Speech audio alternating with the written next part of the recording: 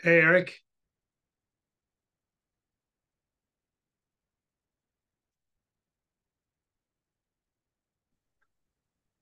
Can you hear me? Yes, I can. Good to meet you. Good to meet you. Yeah, wow, good to meet you. Good to officially meet you. You have a It lovely shows. setup there. Thank you. I'm doing some video work now, and I'm like, maybe I should up my video game right quick before I mention anything about doing video for other people. Yes, you've got a very nice, sharp camera, and your audio sounds very bassy and authoritative. Ooh, nice. How are you, man? Man, it's great to finally connect. I feel, again, that's the power of social media, I guess, because it feels like I know you quite well. And yet Yes. this is the first we've ever had a face to face. Yeah, I think it's the first time we've spoken, maybe a couple of voice notes here and there, but I don't think we've actually spoken before. No, I think this is it. So, Yes. but Thank you yeah, for great to coming. see you, man. Yeah, absolutely. So this is not really a podcast. It's kind of just a chat with that I record and like more interview. Interview is the best way to say it. And I typically, just do a rolling start. I don't have any credits or anything like that. And typically get kind of things going by asking people, when was the first time you ever typed how to make money online into Google? Yeah, you know, I technically never did type that in. What happened with me was I was I had been in the Middle East working for a nonprofit. I was kind of a one man video production uh, arm of this nonprofit, and I came back to the U.S. and started a video production company. And I was doing that. I was doing video production on mainly commercial campaigns and PSA, like public service announcement campaigns. Mm-hmm. And it was I was working completely for nonprofits, and in the nonprofit world, there's a lot of heart, but just it was always it was always interesting. And I always had, a client, you could say, who had really never done this before. So it was always just walking people through.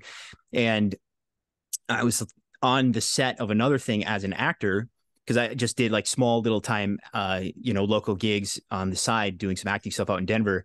And I saw the guy who owned that production company. And it was basically like me in my role, maybe another 10 years down the line. And he was just haggard. He was chain smoking cigarettes. He'd been there since 5. He wasn't leaving till 11. He was going to be back the next morning at 5. And I just thought, I don't want to do that. I don't want to do that. And so, rather than, um, how do I make money online? What I did was I started to just look for what else can I do with video production skills. And so, I guess my Googling probably was, how to make money with video or something like that, which I didn't find any answer to. Um, everyone else was scratching their heads, just asking the same thing. At that time, is more people trying to do what I was doing. Guys in the video world looked at what I was doing as like making it because I was making videos, right? But the grind of it and the cap on the money, it just wasn't what I wanted to do. And also the cap on your time and how much time you could spend with family and stuff. Most of these guys were just haggard and rough and terrible, home lives and all that stuff. And so, long story short, there I stumbled across a VSL, a video sales letter, and I was like, "What is this scammy nonsense?" And at the time, I'm like, what is this like hosted on GeoCities? Like this looks horrendous. But it was like the sketch animation, the hand that would animate one picture at a time or whatever. Man, that was cutting edge stuff in the VSL world at the time. And it was BioTrust actually. And those guys were like the least, they're really not scammy at all. Like those guys were above board and following all the whatever. So I just looked at that and said, man, if these guys are doing this, like I feel like I could do that. So I kind of skipped over a bunch of like, hard knocked missteps and went straight to the stuff that actually could potentially work. Nice. Love it. So you started out in nonprofit, and I think I've seen pictures of you from your time where you were like out in the desert. You were working for an aid organization, so you were kind of somebody who was very driven by values and heart and wanting to make an impact and make a difference in the world from a young age. I would love to say that is what drove me, but it was more the sense of adventure. So I was, not to say I don't have those values, but really it was, I was playing in a rock band, and we were asked to go play for the troops in Iraq and Kuwait and a couple other places. And originally they asked if we would go play on like a ship in the South Pacific or something. We thought that would be so amazing. They said, sorry, that got canceled. Would you go to a war zone? And we're just like, absolutely. That sounds way cooler. What age were you? I was 23 at the time. Okay, young enough not to know better. Good. Yeah, right. And so they put us on a plane and sent us out in the middle of nowhere in Iraq, and played for a bunch of troops. And at the time, we had really made our big run at like stardom, and it wasn't going to happen. Like, we had done the showcases, we had played for the A&R execs, and like the writing was there, like, hey, this is on the decline, not on the upswing. So I had put off travel, I had put off other hopes and dreams, and I had always said, hey, if the band doesn't work out, the first thing I'm going to do is move out of the country just to go experience something else. And so as I was over there playing, I started to meet these other civilians on base, and I'm just like, who are you? Like, what are you doing? And that kind of introduced me to this world of, being in these war zones as a civilian. And a lot of the stuff that we were hooked up with through musicians was through this organization called the USO. And so when I had said, hey, I'm going to go do something else, I ended up getting to go work with the USO over first in Kuwait, and then later on in Iraq, and then after that in Afghanistan. So, I would say that I didn't realize how much I appreciated that impact until it was gone, until I got back to, the US. And even then I was still working on these, nonprofit related in the nonprofit sector. It really felt like the stuff I was doing would have an impact on people. But, once I got really into the world of health marketing, was when I realized, how much I actually valued doing something that was making an impact on people's lives. Cool. Love it. So I think I first heard of you at the time you had some kind of a food or beverage type product. Was it something to do with coffee or chocolate? Yeah. So I had this product called Cacao Fit, and it was Yes. a cacao based product, and still have a lot of it floating around here somewhere. That came about through just a bunch of different ways of wanting to diversify out of, straight health supplements. I was kind of in the health supplement world, and everything we were doing was custom formulated. We were really into the science and all that, but I just wanted to move out of that into more, the consumables that weren't, just weren't just a pill. I think that no matter how much I believed in the pills that we offered, like, it's always just going to take more than just a pill. Like, there always has to be lifestyle changes. There always has to be this other stuff. And so, really wanted to push into this, cacao. It's something that I was taking every day, something I believed in. My wife was taking every day, and, kind of pushed into that. But it was still just the way that the economics of it all worked out, and the way that we were monetizing our customer list, it was still just not really in line with my values, not really in line with what I wanted to do. Ultimately, to have, again, like some type of bigger, greater impact, that when someone crosses paths with Eric Raum or Eric Raum's companies, that they walk away saying, man, my life is so much better now. Nice. Yeah.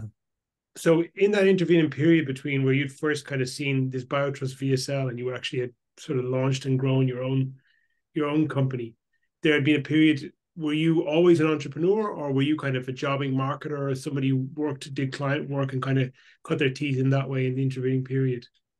Yep, I was always doing it for myself, really. So I, I got back, I started the company doing video production. And then when I saw that world, I just absorbed, read everything I could, found anything I could that was related to it, studied, VSL, studied scripts, studied copywriting, put my own spin on things, um, built out my first long form sales page. And it was, I mean, this thing was a work of art, an unnecessary work of art. Spent like 50 plus hours on this thing. And I launched it. And then 2 hours later, my Facebook account got turned off. I was like, oh my gosh, maybe there's more to this than I thought. And so I, I basically said, hey, I'm not going to do anything else until I find someone who's already successful at this. And I ingrain myself into their lives somehow. And so I stalked this guy until I found his contact information. And I knew he was successful at this. I knew he was doing what I wanted to do at the time. And I cold messaged him and just said, hey, you don't know me, but I really think I can improve your VSLs. I know I can, and I know you can help me. And if you'll sit down and just have lunch with me, I'll give you $1,000. And name the day. I said tomorrow, the next day, and he's in Austin and I'm in, at the time, Denver. I said, I'll just jump right on a plane. Doesn't matter. You just let me know the day. And so, 2 or 3 days later, I was sitting in Austin having lunch with this guy. He said, okay, sure, I guess. And so then I pretty much teamed up with him and I started to produce all of his VSLs. And I did that for like the next 6 months where, I'm seeing script after script after script. I'm producing the whole VSL. I'm getting a just crash course, major education on what works, what doesn't, the broader business, because there's in any business, in any industry, there's what you see on the outside, but then you just keep peeling that onion and peeling that onion. And just when you think you know the game, you're like, oh, that's not even the game. It's this other thing. You'll peel back another layer and you're like, oh, it wasn't even that. It's this other thing. Guys see people with big offers and they're like, wow, I just got to get my own thing to convert. It's like, no, that's not even the game they're playing, man. The game they're playing is a relationship game. The fact that their stuff converts is just par for the course. Like, the reason that they're making this happen is because they have this relationship and they have that, and they're spinning this and they're doing that. And you don't ever know that from the outside. It's why I'm so much more hesitant to enter new industries or new markets or new anything, because I understand that I don't understand anything. And whatever I think I look at and see is the tiniest little fraction of what it probably takes to actually make that successful. Okay, so you did two kind of counterintuitive things to get yourself some momentum. The first one is you decided to actually go basically put a bet on yourself. That $1,000 was placing a bet, finding someone and saying, hey, I'll pay you to teach me. And I think most people will pay for mentorship or pay for coaching in some way, but actually directly approaching someone saying, hey, I just want a little bit of your time. Can you give me the straight juice? Who's an active business person industry. That's kind of rare. And then the second thing is you were kind of willing to take a back seat and then be that person's apprentice for an extended period of time, just so you could get the real information straight from the source. So do you think there's something that was further back in your life that kind of put you in that mindset that you knew you had to pay that price or make that sacrifice up front? I think it was getting humbled. To be honest, like, I always think I can do it myself. I still need to remind myself that I can't. And I think getting my Facebook account shut down by that time, it wasn't just that I had written a long sales letter. I mean, I was all of my savings into having the actual product made. I had $30,000 or $40,000 up front to have those bottles made, to set it all up, to, I had done everything else and then just got smacked down immediately by the one thing that I thought would be easy, and so I think getting humbled like that is really what made me take a step back and say, hey, I better change how I'm doing this, and I better learn from someone who really knows, because what I read in the books is, again, just a sliver. And even what you're going to get from a guru, like at the time, I won't name names or anything, but there was a very popular guru um, teaching people how to get into the supplement game. And at the time he was saying, oh, you just got to, put a nice sales page together, and then you put it on Facebook and, drive traffic. Well, I knew this guy I knew that this guy was actually in the affiliate email world. That's how he was making all of his money. And he never mentioned it. And I'm like, this guy is leading people straight to their ruin, because for real, like, because Yes. Facebook at the time was not profitable for basically anybody. I know it kind of had its highs and its lows, but like an email affiliate marketing was, and I'm just like, this sneaky little snake, and so it's like, yeah. And so when I realized that everything is not as it seems, I realized I got to find someone that I can trust, who knows what's really going on, and eat some humble pie and just like learn. Yeah. There's a strong conflict of interest when people are selling education to make it seem easier than it actually is, because otherwise it'll be hard for people to pony up the money and buy the product if they're told about how much work is involved and how much is almost outside their control. I mean, you mentioned affiliates, and the affiliate marketing world is really based on relationships, and those relationships, it seems, I'm not deep in that world, but it seems like a lot of those relationships are built at attending at conferences and actually meeting people in person, even though the business is all online. 100%. And I'm not really in that world at this point, but I will say that it wasn't until I intimately got to know these people, like had real experiences with these people, that suddenly stuff started to get mailed. I could, I could, we would get email every single day from someone saying, oh, run my offer. Oh, I'll give you this, or I'll give you that. But like, who cares, because that's my friend, and their stuff converts. So what do you have? Nothing. You're some stranger, and not only is that my friend, like we have had some real legit life altering experiences together at this point. Mm-hmm. Like, this is not just a casual acquaintance. This is my deep connected friend. And so it wasn't until like I had those experiences that it was like you're kind of ushered in the door. And all the gurus in the world could tell you, send this email or do that or whatever, but it's like, it's, yeah, there's always the game beyond the game. Mm-hmm. And in those situations, even if somebody sends you some stuff, their product looks good, they've got a good VSL, and they want you to work with them, well, the next question is, can I trust them to actually send the money later on, after the deal is done? And a lot of times you've got no idea until and again, it comes back to the same thing. You have to build a real relationship of trust before you can really do business with people. Yeah, 100%. Yeah, yeah. I always got more thoughts in my head, but I'm like, There's I probably don't want to some, go yeah, down some that stuff road. that's Yeah. not fit to print, right? um, you still there, Eric? Oh yeah, I am I back? Yeah, you're back. You just froze up for a All right. couple of seconds.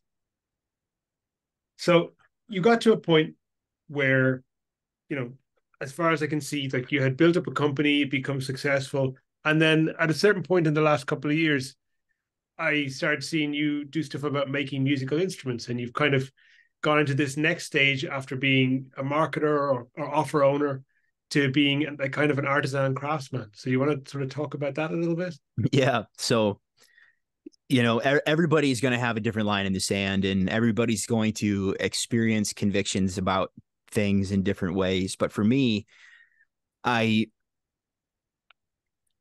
I reached a point where I started to feel really convicted, like kind of what I was saying earlier, which is am I a net positive to the world right now? Are the actions that I'm taking every single day, when people encounter my world, are they better off for it? Are they neutral? Are they worse? And, for me, I just felt like the path that I was taking was veering towards worse. And I still believe strongly in every product that I put out, highest quality ingredients, the best, the actual amounts, all of that. But the bigger world that I was taking part in was not focused on that. It was focused on claims that weren't true. It was focused on, pills that didn't have anything in them that would do anything. It was focused on high conversions at all cost.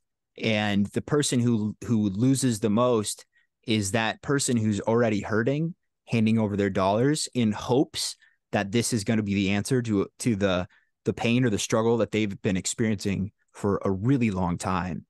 And meanwhile, here's us on the other side, just having parties and having fun and whatever. I'm like, this is messed up. I don't want to be a part of this anymore, and I also saw myself as I continued to chase, just make sure that my conversions were up and my conversions were matching. It's really hard to compete with liars. Really hard. Yes. And so when the next guy is willing to say anything, he's willing to do anything, and he's willing to promise anything, and you're over here trying to wave the truth around, it's a tough sell. And it's tough to be in the same arena with that person vying for a single spot. And I didn't want to be in a situation where I was looking at myself wondering, how did I get here? Like, I'm lying now. I'm the one telling the false claims. I'm doing this. I'm doing that. Because ultimately what I realized was the only positive outcome was money. And money is just only accounts for a very small sliver of life. And I want the rest of the pie, even if it meant that my money slice was a lot smaller. And so for me, I, at the same time, started to get into different types of music.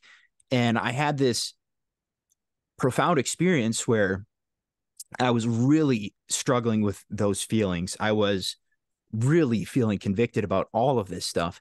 But I also was in a situation where it felt like I didn't have an alternative, even though that's also a lie. It's a lie I was telling myself, but it felt like I didn't have something else to go do that I could just switch over. I had a family. I had all these bills. I had all these people relying on me.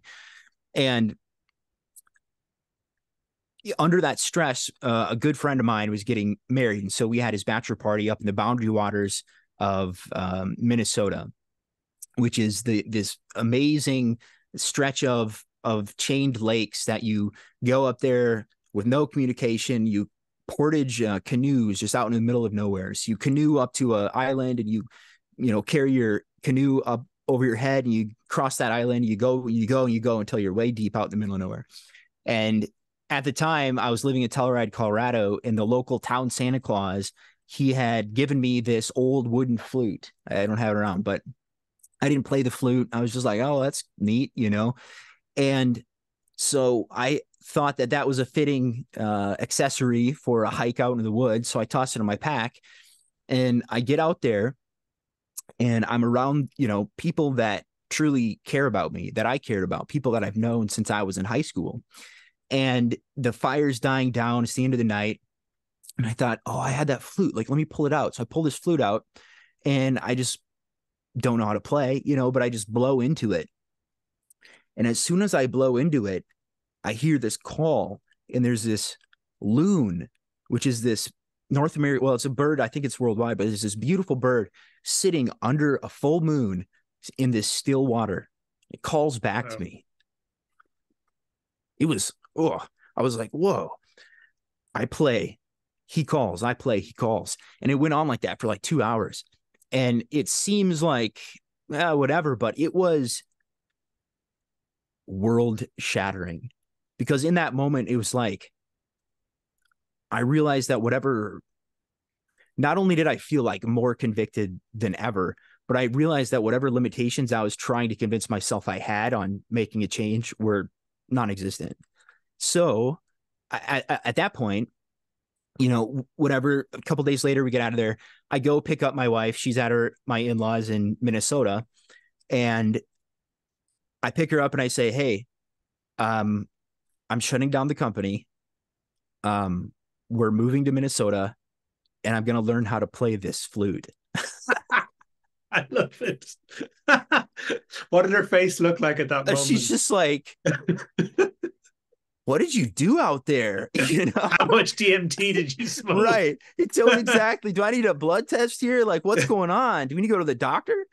And, that led me down this path of learning that flute, learning more about other styles of flutes, and ultimately landing on designing a flute that was what I wanted.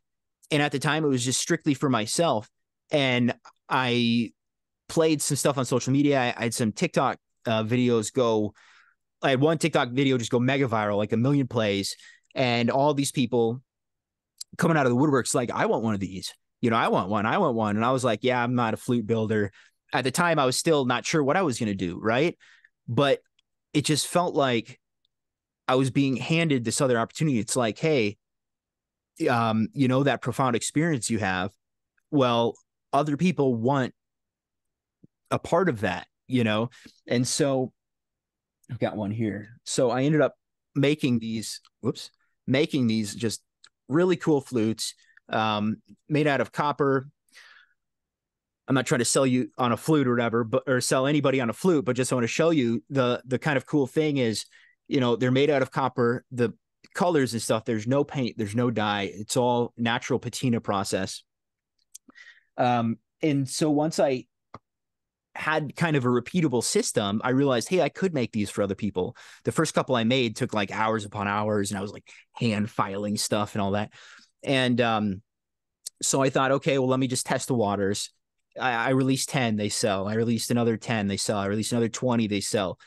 And I realized, I can survive on this. And at the time, I wasn't trying to go be a rich man. I was just trying to be like rich in spirit and not feel so poor in spirit, not feel like I was robbing people of their richness of spirit. So I said, hey, this is real. At some point in there, I stopped all our offers, and then I got a hold of our list manager and said, hey, we're just going to turn it off. And of course they're like, well, let us just buy the list from you. And I said, no, I don't want to do that because of this reason. And it was this opportunity where that person running these lists said, hey, I feel the same way, but I feel trapped as well. I was just like, well, I'll tell you the same thing that I thought, which is, if this is not what God wants for your life, how long are you going to do something different? Yeah. Hey, it's so timely that we're having this conversation, because I've been experiencing a lot of these feelings and thoughts lately. And I knew from some of the things that you've commented and posted on social media in recent months that we've engaged on, that you'd had some sort of experience along these lines. And this is why I wanted to invite you and talk to you and have this conversation, because I knew that it would be valuable to me personally. So thank you for sharing that story. And yeah, you get into a business and you don't see what you don't see at the beginning, the excitement, the fun. And then there can come a point where there are things, as you say, where they clash with your values, and sometimes you feel like you have to make compromises. But you make those compromises too long and you end up being somebody that you never intended to be. And then there can be inflection points where you say, okay, I can change now. I can go this way, and it's going to end up taking me in a path I don't want to go, or I can make a change. But making that change can be very hard, because You have a life, you have a family, you have bills to pay. You have, as you said, I don't own a company, but you had a company, you had people on payroll probably who depended on you, and you had partners and suppliers and all kinds of other things and contracts, and you have to say at some point, hey, enough. Very hard to do. Yeah, it is. And that's the thing, is like, it happens 1 inch at a time, or 1 millimeter or whatever at a time. You slowly move away from where you should be, or where you should be. But like, when you're just moving like this, like, it feels like you're not moving, it feels like you're not moving at all. Well, guess what? Now you're over here, and that you should never move past this, but somehow it happened. And yeah, it's never too late to course correct, like, till the day that you're gone from this earth. And I think that, like you said, people, like, I felt stuck. I think other people feel stuck, but it's like, the other thing is, for me, and I'm not trying to like get down on anybody's life, and I look at the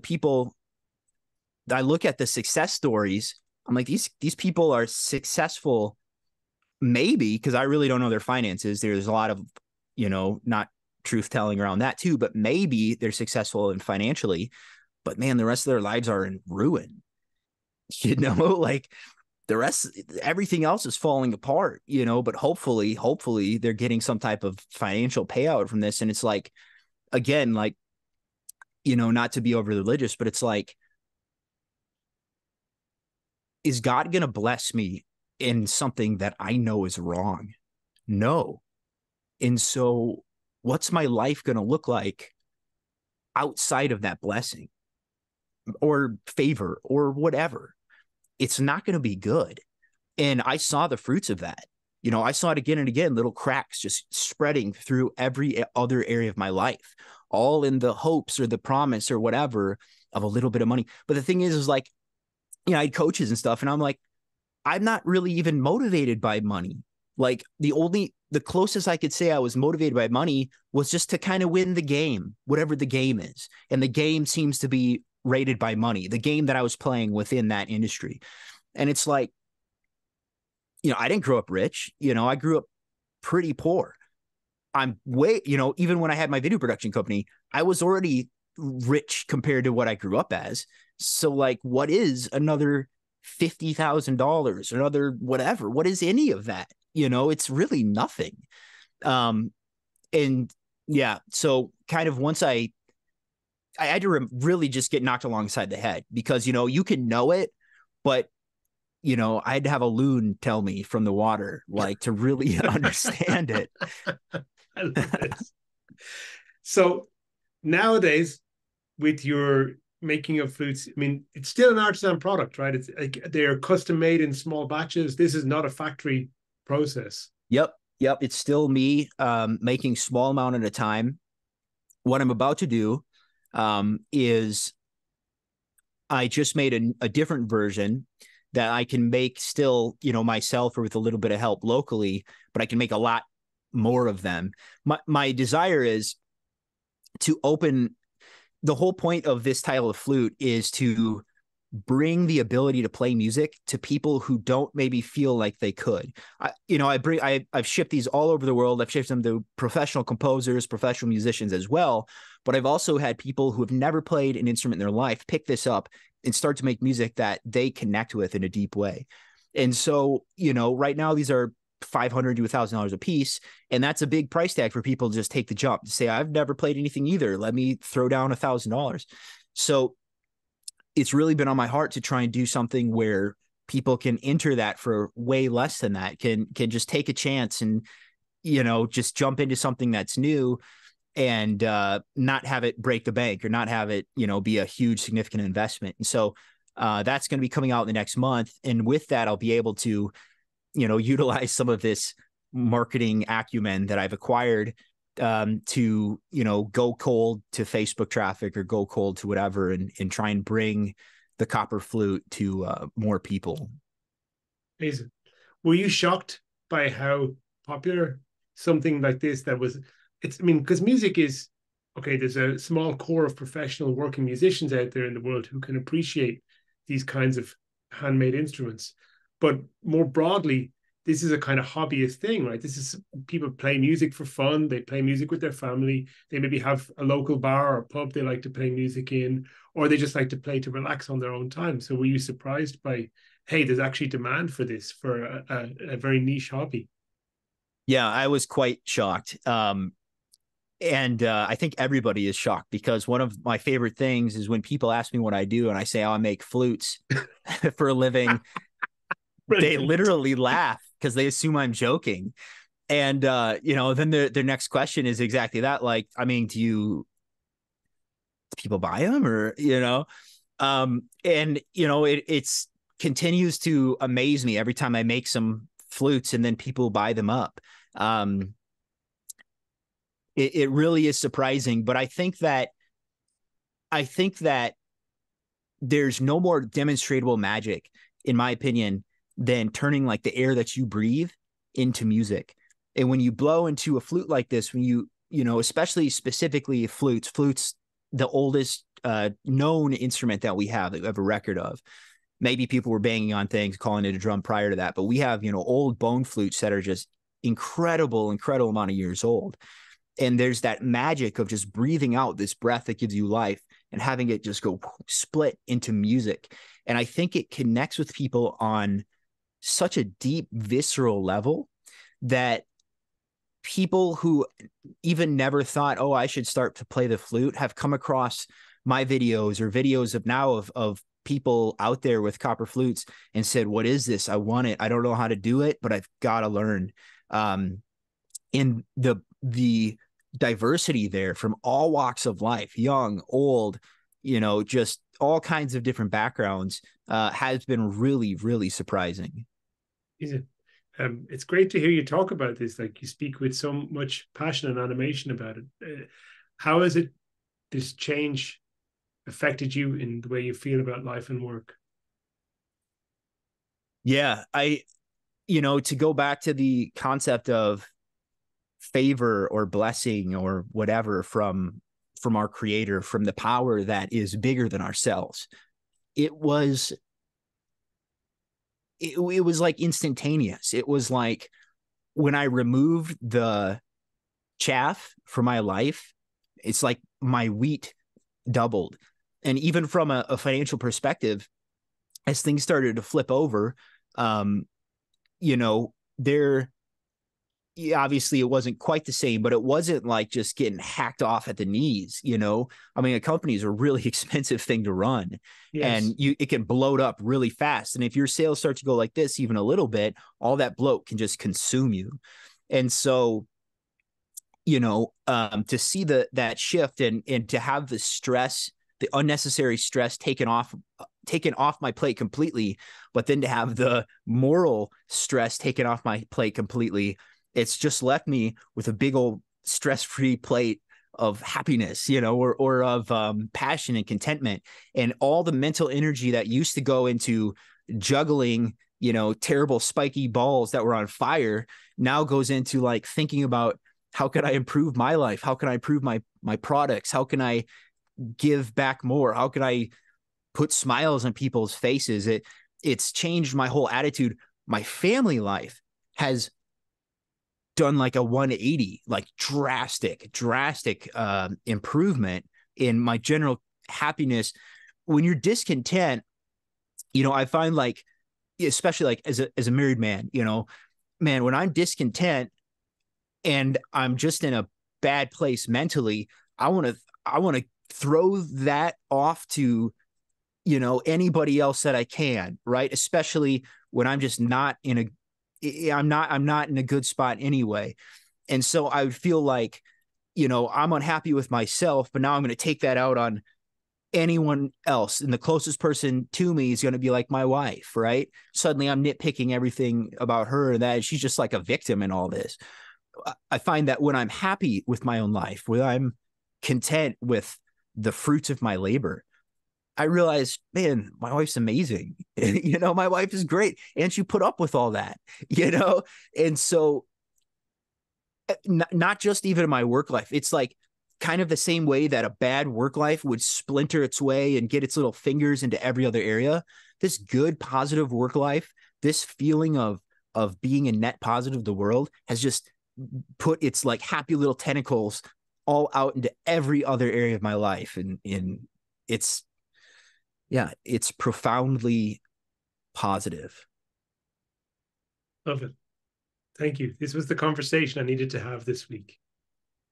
And all of the things you say resonate very strongly. I've made many changes at different points in my life. And I know that feeling, being a married man with kids myself as well. When things are going the way you want them to, the contentment, the satisfaction, it radiates out to the people around you. And when things are in challenging times, or you're unhappy with the direction life's going, the people around you, the people closest to you, suffer the most for it. And that's kind of part of your responsibility as a father, and like to look after your family is to actually create a great environment. But the most important part of the environment for your family is the emotional environment, is how everyone feels about being around each other and about life. And that's a really important responsibility for fathers to have, that maybe a lot of them don't acknowledge explicitly the way you just have. So it's a beautiful thing. Yeah, I think a lot, I mean, you look back at like, oh, I could make another $50,000 or whatever this year, or I'm just pulling random numbers, right? But it's like, nobody cares. Nobody cares. There's no one keeping score. There's no one, your friends don't care. The only one who is going to care is your family, who will see the cost, the true cost of that, which is all the time with them, which is, especially with young kids, which is like the time that you could have been putting into their growth as young individuals. Your marriage, the time that could have been spent on your marriage, like, you will die someday and nothing is going to matter other than that legacy you leave in those lives, or the legacy that you left behind, the trail of people that you leave behind you. They can be broken, unhappy, hurting people, or they can be people who just were blessed because they knew you. And that's the choice that we get to make every single day. Boom. I want to stop the tape right there, Eric. I don't think we can top that. Thank you so much for having this conversation with me today. It's been amazing. And I think other people who watch this will get a lot from it too. I really appreciate you doing this with me. And vice versa. Thank you. I'm going to put your details of how people can find you in the details in the description below the YouTube video when it goes up. So before we wrap, would there be anything else you'd like to say? Or do you think that's a wrap? Mic dropping out of here. I'm going to drop this microphone right here. But before I do want to say that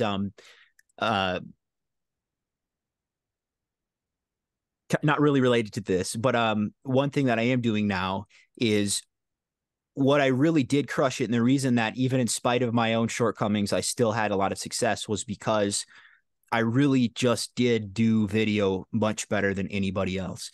And that's because I had this extensive background in real commercial video production. And so what I've started to do now is partner with products that I believe in, partner with products that the owner of the product would share it with their own grandmother and be proud, and started to take on some of the video production, the VSL production, the ad productions in that regard. So if that's you, if you have a product that you are proud of and you want the world to see it, check out rocketvideo.io. Love it.